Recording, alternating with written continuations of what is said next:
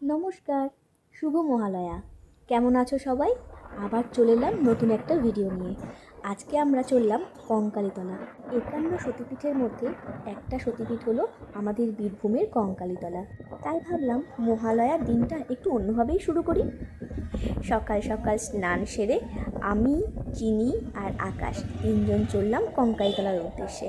দেখো, দুই ধারের দোকানগুলিতে কত পুজোর সামগ্রী বিক্রি হচ্ছে। এরই মধ্যে একটা পরিচিত দোকান থেকে আমরা পুজোর সামগ্রী কিনে নিলাম। পুজোর ডালা হাতে নিয়ে আকাশ আর চিনি চললো আগে আগে। আজকের দিনটা বেশ সুন্দর, মেঘলা মেঘলা, একটুও রোদ ওঠেনি। ঘুরতে যাওয়ার জন্য একদম পারফেক্ট ওয়েদার।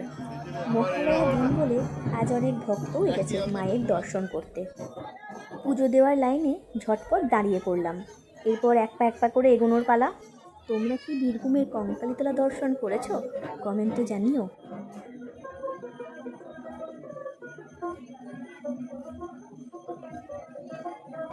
মন্দির লাগোয়া এক জায়গায় হোম হচ্ছে দেখছি। মায়ের মন্দিরের ভিতরে ঢোকার দরজার খুব কাছাকাছি আমরা চলে এসেছি।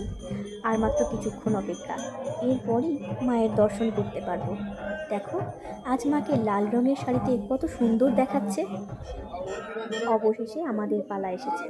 মায়ের পুজোর ডালাটি পুরোহিত মশাইয়ের হাতে দিয়ে দিলাম। উনিও মাকে সব কিছু নিবেদন করতে শুরু করলেন।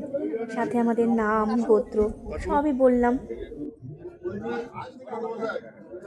খুব সুন্দরভাবে আমাদের পুজোটা দেওয়া হয়েছে। এবার আস্তে আস্তে বেরিয়ে আসার পালা।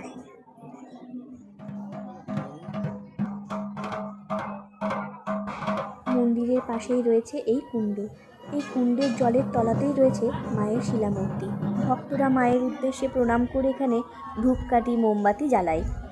এই ভক্তরা মন্দিরে মাকে পুজো দেওয়ার পর এই কুণ্ডের জল স্পর্শ করে মাথায় নেয়। কেউ কেউ আবার বাড়িতেও নিয়ে যায় বোতলে ভরে।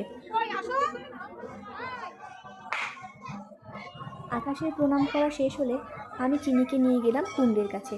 আমিও ধূপকাঠি দেখিয়ে মাকে প্রণাম করলাম আর কুণ্ডের জল চিনির মাথায় স্পর্শ করিয়ে দিলাম।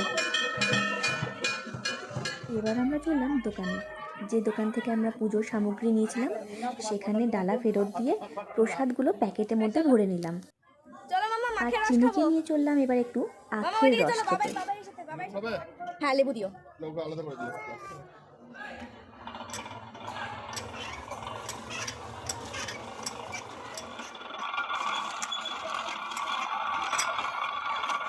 আখের রস খেতে আমি খুব ভালোবাসি, আর তাই অপেক্ষা করছি অধীর আগ্রহে কখন আখের রস ভর্তি গ্লাসটা আমার হাতে দেবে।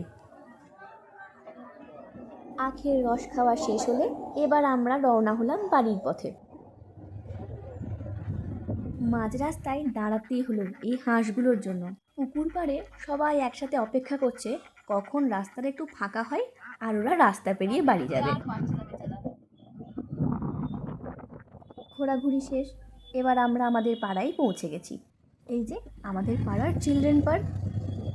এই হলো আমাদের পাড়ার পুজোর প্যান্ডেল। তোমরা যারা বোলপুরে থাকো তারা কিন্তু অবশ্যই এসো মিশন কম্পাউন্ডের বাঁকার মাঠে ঠাকুর দেখতে।